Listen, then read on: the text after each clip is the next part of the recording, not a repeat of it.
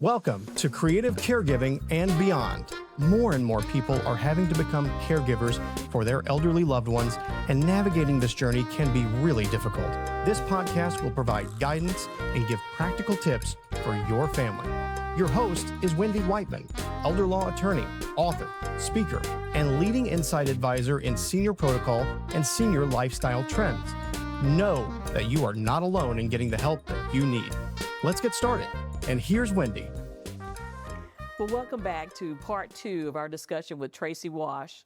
And we were just diving into Hawthorne Senior Care Consultants and what you do and how you're helping so many people kind of coordinate all the moving parts when it comes to caregiving. Right. Yes, yes. So what are the main objectives of the senior care consultants? The major objective is to keep family caregivers from losing their mind because you can't navigate this system. You don't know all the moving parts. And I think in our first episode that we met and talked about this was that you're discharged. There has to be, so someone's at the hospital considered a nurse navigator or a discharge planner. Right. In their minds, they know what needs to happen. But as a family member, you have no idea what needs to happen. Exactly. Because when they want you out of the hospital, that discharge date is your discharge date. That's true. And once that happens, or if the person is going home, something has to be done for home health. You need to pick an agency. Lots of times those relationships are already built into the hospital, so they'll say, oh, you can call this company, and then you're inundated with phone calls, and you don't know who to choose. Right. And then Medicare is only going to pay for one. Right. And then you can only have one primary care physician, and some of the care companies come with primary cares, and you already have one who all of a sudden becomes disconnected because you have all this in-house care. And I kept seeing it just getting worse and worse. I was managing paperwork stack, and every time they come, they have to sign in, and I had to find, okay, so you're with what company? So physical therapy may not be with a particular company because they contract that out. True. And so I'm watching all of these things take place, and I'm saying all of this is because of my experience. It is not because I feel like I know everything, because I don't. I'm learning every day. But what I've done is I've positioned myself with care navigators, with discharge professionals. So they are sharing with me some of their problems, and they're grateful that I'm here. It's so funny because that's who's been referring patients. They're like, we really don't know what happens when the person leaves here. And that's so true. It's kind of cut off their communication at that point. And so you're a liaison. I'm a liaison. I help bridge the gap. And I do not provide direct services. You know, I want to make sure that everybody's compliant. And so I work with companies that are compliant. I need you to be able to report to a state authority or agency or something. Right, If you're providing caregivers, I need Yes. you to be licensed, bonded, and insured. Yes. And I also hold insurance because that's just a part of the legal situation that goes on in this country. But I also don't want anyone to feel like, well, I used your company and your caregiver, you know, they were terrible or something. Right. That could happen with any company. Any situation. But yes. I'm trying to circumvent that by not waiting until there is an issue where we contact the family. We want to know how it's going. We talk to the person who's receiving care. Is there something that we can offer or do to kind of make this situation any better if they're having any types of issues? And so if we keep that kind of process going, then I think that I'll be able to, I can't fix it all, but I will just be able to help guide families. And I think that I have a situation with a cousin of mine, actually, which is so funny. She has elderly parents. Both of them have cancer. And she just had no idea that she needed to be in the room sitting with her parents when they're, and it's not just her. I've heard this from other people. I'm just using her as an example. Because they're adults, they've always managed to take care of her, and we just kind of think that's, you know, they got it. They'll tell me. Well, I heard from the nurse navigator, because I just happened to call as a favor from my uncle. And once I learned all of the steps that were being involved with their chemotherapy and what they needed to be on or not doing, she literally, she just jumped in there and has just completely taken over. But I just kind of had to help nudge her along just as this is what happens now at this age. They have spent their whole life taking care of us. Now they're our babies. Exactly. And now we've got this new baby, and we got to figure out what to do with this baby, you know. Right. Because it's a grown baby with a mouth. And so it's going to definitely tell you how with an opinion. With an opinion and tell you how things are going. Exactly. And so to some part, that is a great benefit. But I'm not quite sure for all people that is the same way. Yeah. And so once they come into Hawthorne, once we get the referral, we set up a call. Okay. The call first is just to do a general assessment. You know, is the patient homebound, bedbound, or they need help with bathing, you know, dressing, things like that. Okay. And then we go and we visit at the location of the family. Okay. You have to take a look to see what the house is like, or their environment, the apartment or whatever, if there's space, if they're going to be comfortable, so do true. they need a bed? Yes. You know, and Medicare will pay for certain things. That's you just right. have to know what those things are that are needed. Right. Once we get that established, then the caregiver, the companies that I work with, then they usually are on the assessment with me. So they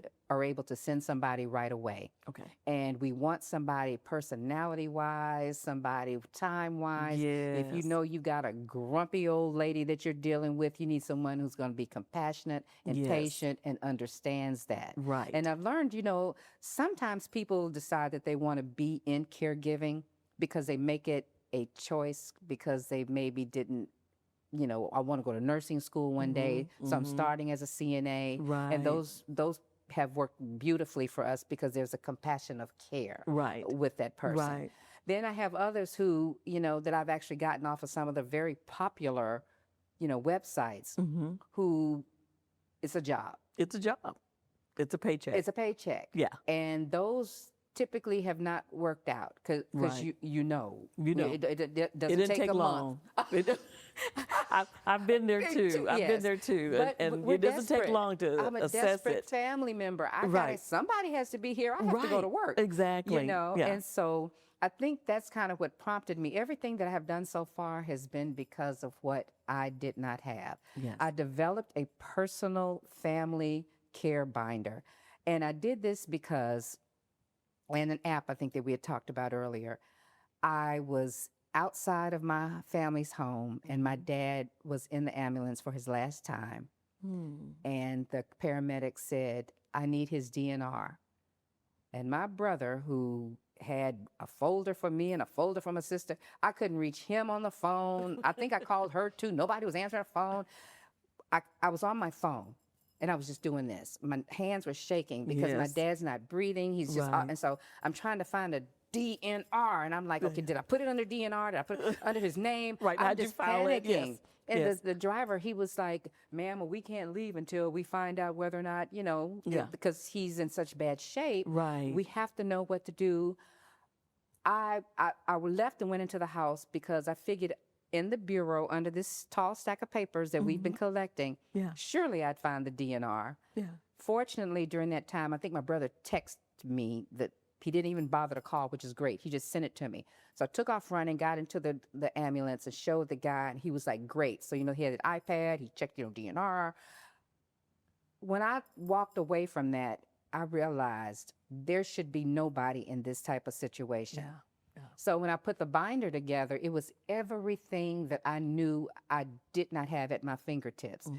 Something was in a drawer somewhere. Something was in the binder from the doctor when they came. Something was in the Methodist hospital binder. Yeah. So I just started putting everything on paper, writing everything down that I knew that needed to happen, including the fact that you have to have somebody to notarize things. Yes. I would meet families and they would say something like, oh, yeah, my mom did a will. I said, did anybody witness it?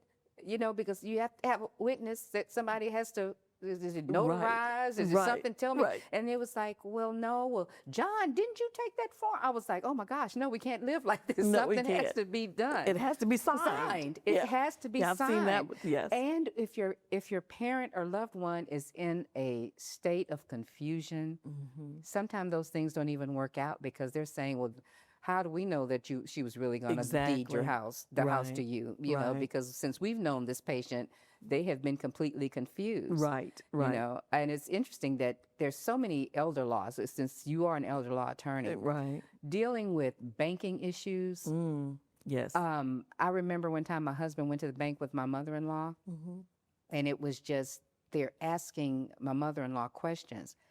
She was just trying to take some money out, but because he was with her, Right. they're concerned. They're And they're concerned. there to protect that person, that bank, that customer, Right. and to protect the senior. Yeah. And my sister-in-law, she's a branch manager for Chase, and she had me laughing one time. She said, "You cannot stand at our window as a senior and say something like, 'My son is making me take this money out.'"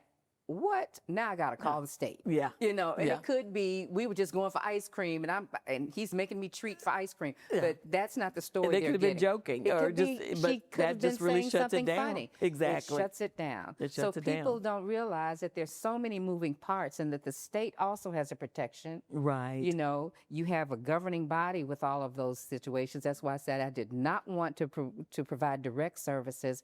I wanted to keep people from going through what I was going through, where you Right. got a parent in limbo, a loved one who needs you to be smart enough and can think on your feet to protect them. My job, I thought, as a daughter, because I said it's a different.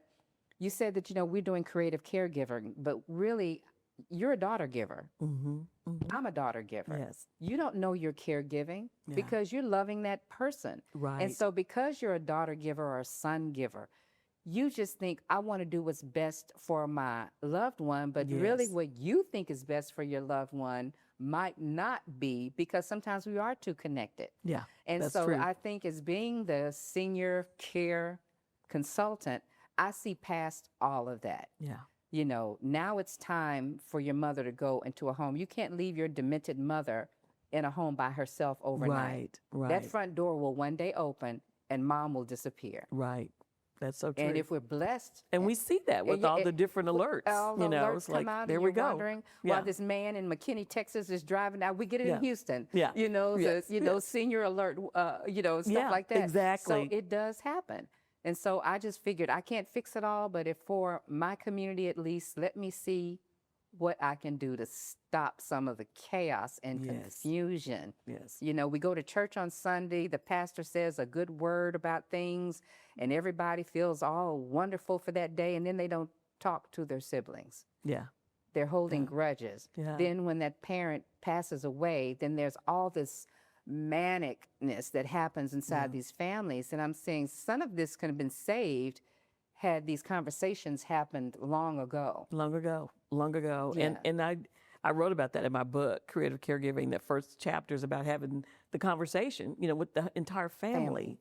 Because, you think about it, you grow up in a family and but then you leave, you get married, all the siblings go in their own direction. Right?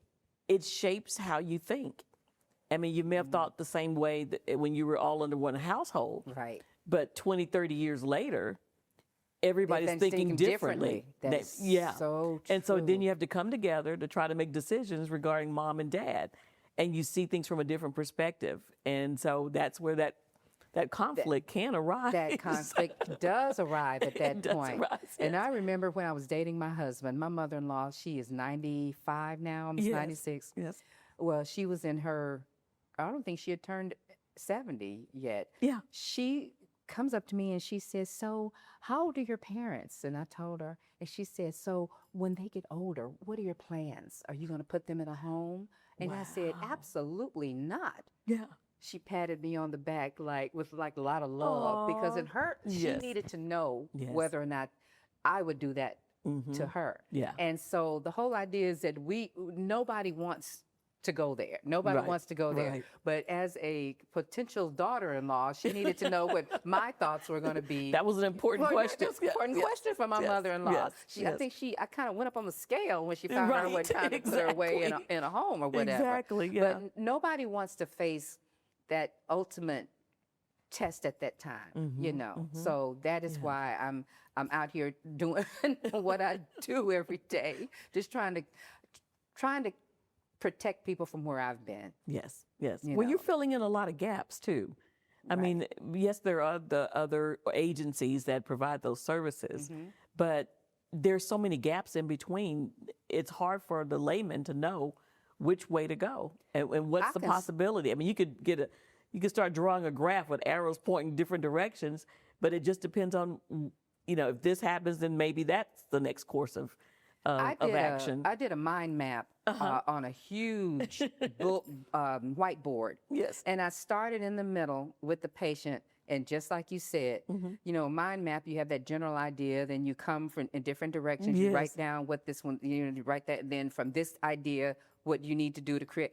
It had gotten so big, and then I got confused. I'm thinking, this is my project. I'm sitting here confused because I'm like, oh my gosh, what happens at this point? Right. Then I'm adding another one. I said, it can just go on and on and on.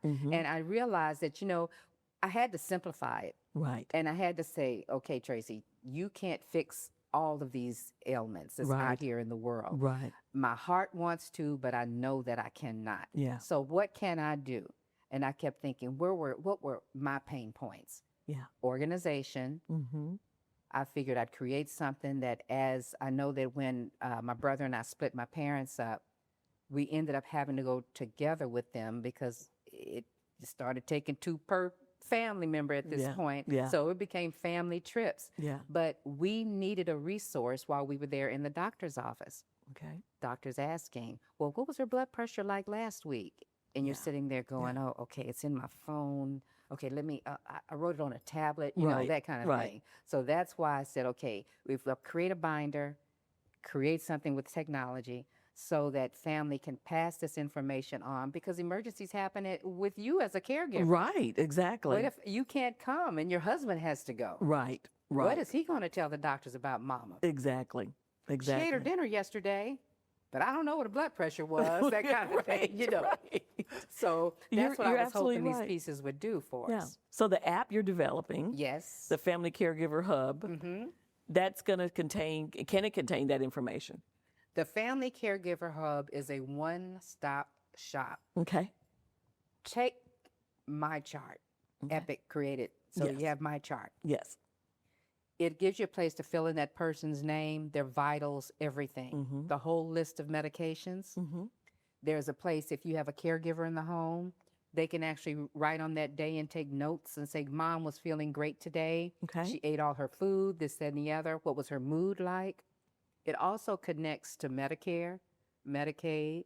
You can enter their My Chart Very login good. Very good. information. All the little icons are there Yeah. for you to see that.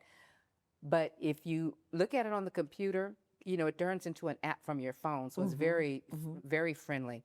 And so everything's big and colorful. So for people like me who's visual, Yes. it's easy for you to navigate. Navigate it. But the biggest part of it is if you need to pass this information on to someone else, you don't have to worry about meeting them to hand them a binder or this, that, and the other. Right. All you have to do is have them log in, and they're in their hands. Yeah. They don't have to download an app. They can just see right away, okay, this is what Margaret's going through. This is what's happening. Share the vitals with the doctors. Who's her care team? And all the ologists, there's a place for every ologist. All the all the ologists, ologists.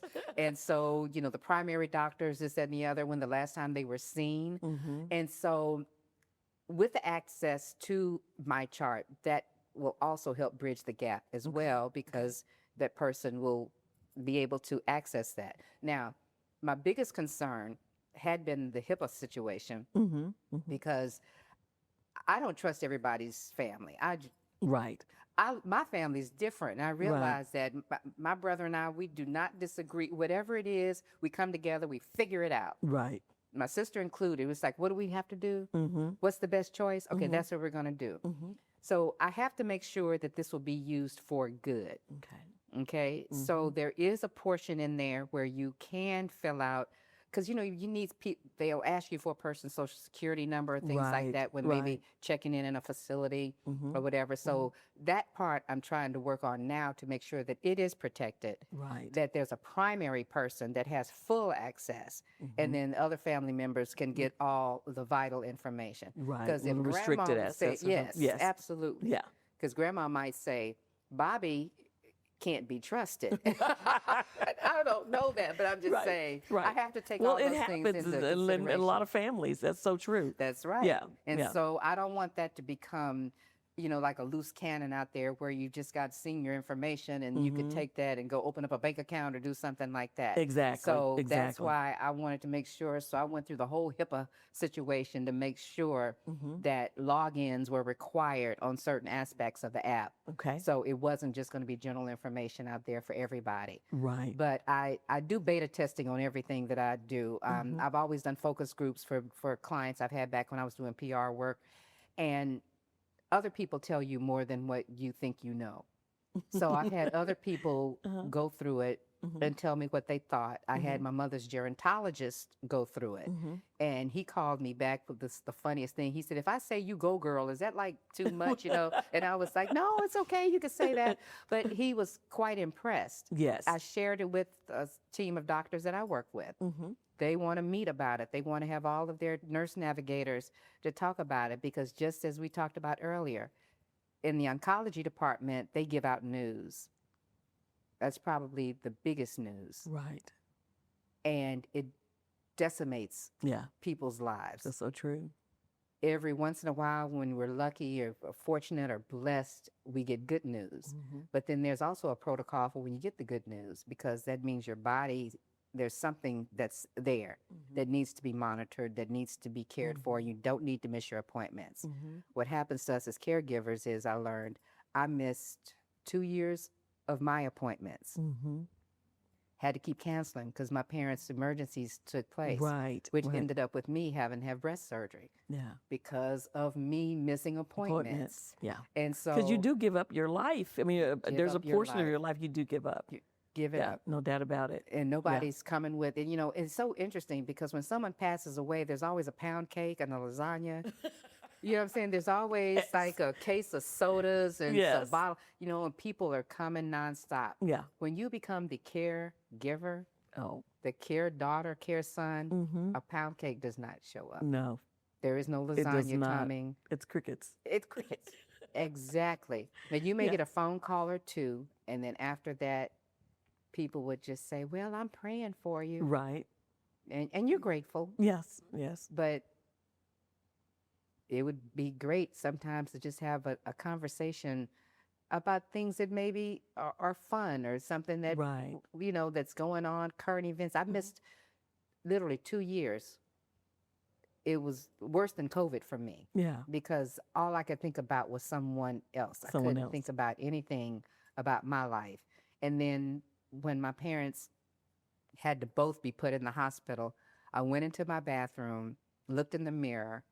I had nothing to wash my face with. I had nothing to shower, just basic soap. Basic things, the things that I normally would be tending to treat myself or wanting to have. It was absent from my life. I didn't even know I was missing it. Right. I finally had a minute to focus on me and realized I had just turned into nothing. I was still no, I me, understand. Yeah. But and my mental health was suffering. Yeah. My mental health was suffering so bad until I checked myself into the hospital. Yeah. I had to because I knew. And I've heard that many times from caregivers, I had nothing to do but see about me. I figured if I packed a bag, put it on my counter. We had a big island, and I walked around that bag for 2 nights, I think. And then I called my brother and I said, I don't know what you're going to do, but I'm headed to the hospital.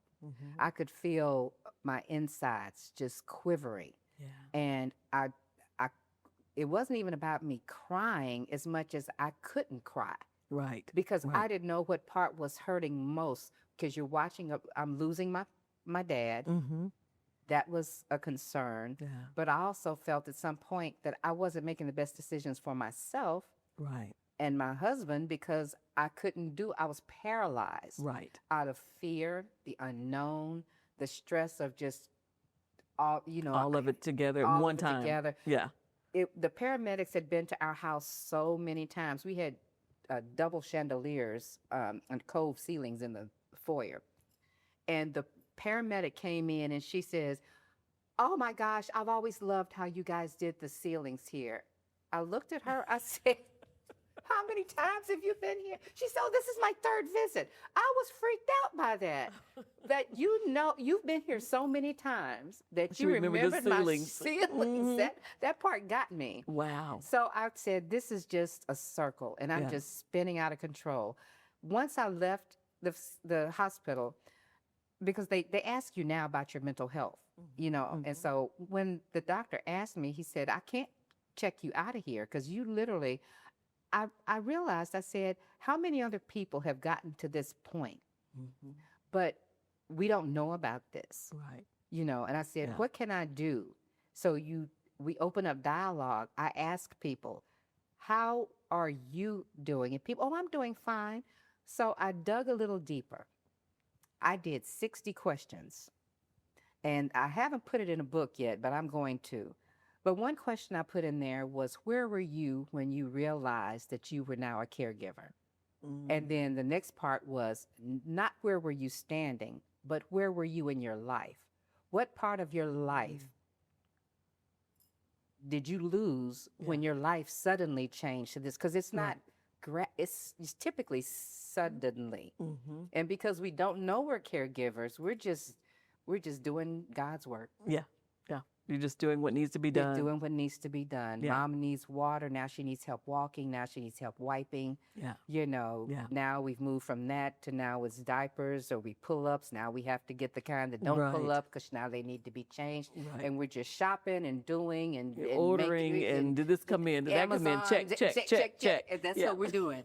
And nobody's thinking about this is serious stuff now. Yeah. And so once we kind of rattle through this and understand that, how do we just make this better for ourselves and the people around us? So when I did a card, I think I had mentioned before, for that young lady, I said, now I'm on this mission for my friends to just, when you're at the store, pick up a card. Send that card to someone that you know is just taking care of somebody. Because we need to know that there's somebody that we're on somebody's mind. Right, exactly. We don't want to end up, a has-been. Right. Well, it's kind of like you think about how do I enter society again? How do you even, if you got that opportunity, because you're so isolated sometimes. And you're like, how would I even enter society? You're hurting me right now. Am I hurting you? Well, I was thinking about me. This is so true. Yeah. Because do you realize that starting Hawthorne Senior Care, my background is public relations and marketing. I've been in front of terribly famous people, and I can enter a room, do anything I want to. All of a sudden, I was a shell of a person. This has required me to step out and to meet and to greet and to hold a conversation where before all I was talking about was care. Right. And when people called me, I knew I was taking up all the oxygen in the room. I knew it, and I didn't even I've done that too, yes. Yeah. It's like, you have to hear me. I don't feel like I'm being heard. Right. And unfortunately, you're my friend. So guess what this is Call of Duty for you. And so now that you've said that, you're so right, because that part of you, life is going on, seasons of shows, things happen. I never know the end because I didn't get a chance to watch the end. Right. And you're thinking to yourself, but when I do go out, and people are like surprised when they see you. Yeah.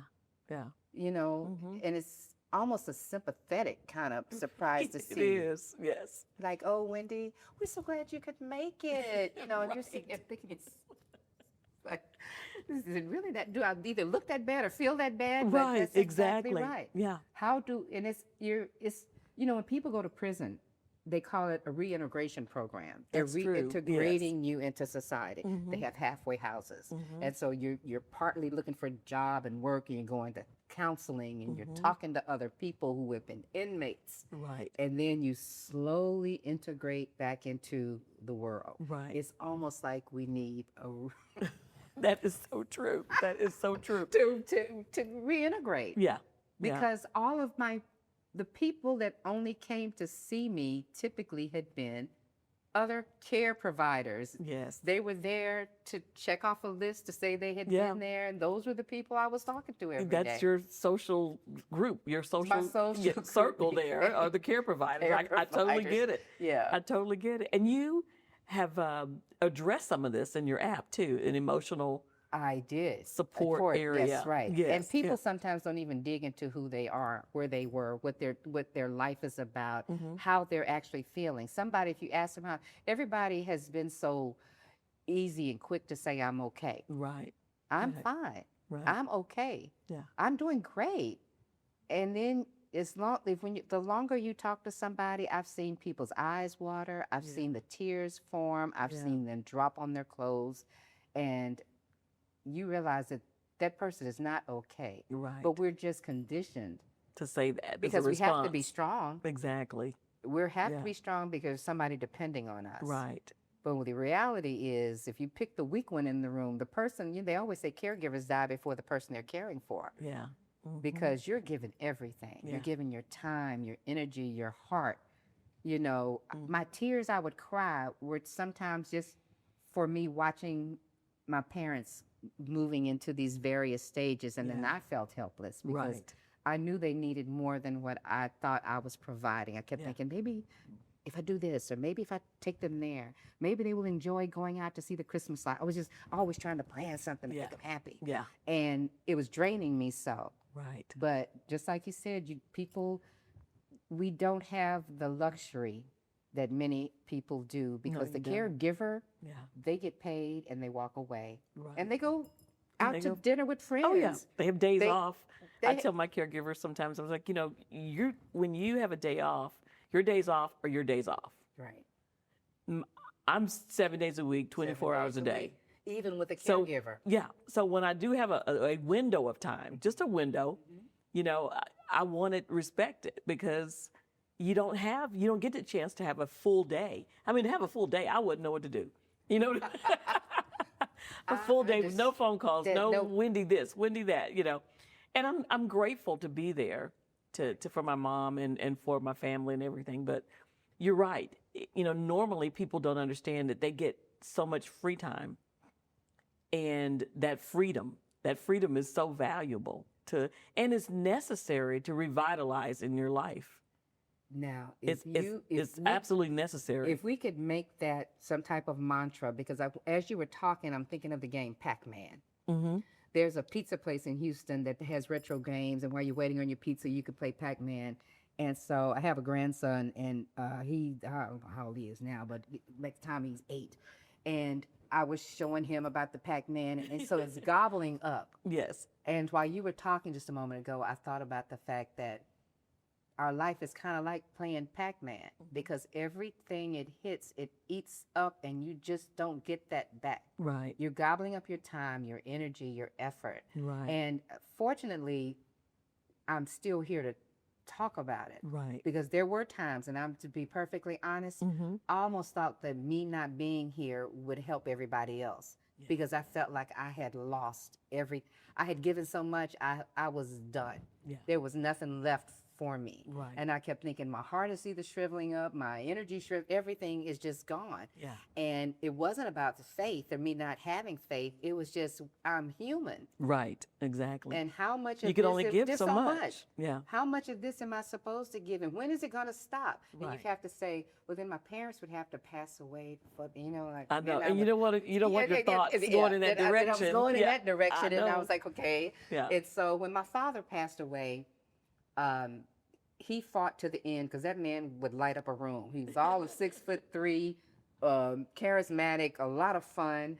And even the week in the hospital, I played a couple of songs by the OJs, I think it was. Yeah. And even in his state where his body was, you could see him still trying to enjoy the music. Yes. So if he could fight that long, and he passed away at 87, and it'll be a year this May, I kept thinking, I have to keep going, because I had another one at home. I had my mother. You have no choice. We still you see keep about, going. We have my mother-in-law's is in San Antonio now, but still, that's still other people that still require right a portion of you. Right. And at some point, you have to be able to give. And then I don't know how to even step back. Somebody invited me, don't know, my husband. He gave me a surprise trip to the spa. Me and my best friend, she just came and picked me up, and I thought we were going someplace else. Next thing you know, we're going to a spa, getting undressed, I think the lady scrubbed the skin off of me. But even while I was there, I kept checking my phone. Yeah. So I kept thinking, was I getting any relaxation? I wasn't. Right. Because I was worried the whole time I was there that something would transition and I would miss it, or the information wasn't going to be right. And so you're right about that. It doesn't stop. And you really have to. It's a faith walk for sure. I know for me, if the Lord hadn't been on my side, I don't know where I'd be. Right. And I've recently, really in the last several months, have gotten to the point where I will silence my phone at night. Okay. I mean, for years, I'm just if the caregivers need to get me, if they need to, I'm waiting for that ding. Was that a ding? Was that was that a text? Right. And I just recently said, Wendy, you've given it all. By faith, I'm turning this phone down by my bedstand, and I'm just gonna let it go. Right. I've got to sleep. I've got to be able to get a good night's sleep. And that's what I'm sure that's happened to many caregivers so many times. And just something as small as that, just turning the phone to silent. That's right. Yeah. And that's something I may have to try. I guess I kind of realized that now that we live in the house with my mother has she has a routine that's out of control. By 5 o'clock, she wants to be fed. By 6 o'clock, she wants to be in bed. Yeah. And she will sleep through the night. But she has fallen a few times during the night, getting up, going to the restroom. Yeah. And one day she laid on the floor for hours. My husband got up early one morning to go to the restroom, and he thought it was a cat in the house because my nickname is Sam. Okay. So she was saying, Sam, Oh, and he could hear that. And he's like, that's Mom. And we jumped up, and my mother literally had been lying on the floor and had an accident on herself and could not get up. You talk about heartbreak because then the guilt, where was I? Why didn't I hear her fall? Maybe I'm sleeping too hard, this, that, and the other. And I could never get that vision out of my mind. Yeah. And so because it is 24 hours, you just kind of have to find ways. I don't know how, but you just have to find ways. I've taken up, I'm a lover of books. Yeah. I've been a reader. I told my husband years ago, I said, To Kill a Mockingbird was my favorite book as a child. And it kind of, just the imagination. I don't do social media much because I don't really need to see the realism. Right. I'm living. You live in it. You don't need any more drama. Right? I don't need that. Exactly. Unless it's a pretty house decorating or a craft or something just lighthearted. Yes. So I'm reading a lot. I've had a couple of friends who've lost parents recently, so we've kind of reconnected on a different level. Not so much because we're sharing our grief, but we're sharing a story of the care. Yeah. And that is, so sometimes it's a lot of laughter and things like that. And because someone who hasn't done that doesn't understand. Right. You know, even if a parent dies suddenly, it's not the same. It is not the same. It's not the same as having to go this that journey. This journey is something else. It is. But I'm here for it. Yes. And I want to save other You're people. You're still in the game. We're still in the game. But thankfully. We're still in the game. It's still in the game, but thankfully because of people like you and your show, I watched so many of your episodes. And so there are a lot of people out here trying to help and support. I'm not a franchise. It's just me and my team of people. Yes. But so far, when we call back and ask, how are things going? You can just hear the weight lifted off of people. Yes. Oh, we're doing great. This happened. They're telling me stories. And I'm thinking, oh, my gosh, okay. That's what I want to hear. Because you're helping. You're helping people one by one. One by one. And I love the way you termed it, sharing the care. That's right. Sharing the care. I think that's a very good point. And that's what we all need to do. And thank you so much, Tracey, for coming on the show and sharing the care. Because you'd be carrying it with me. Well, thank you, Wendy, for having me. It's always a pleasure. And thank you for tuning in to our episode. I will have your links and your information that we can contact you if you're interested in the Hawthorne Senior Consultants. as well as caregiver and coffee. If you want to start one in your area, I'm sure Tracey can give you some information, because we all need to share that care for sure. So thank you for watching and tuning in. Don't forget to subscribe and like our channel, and we'll look forward to seeing you next time.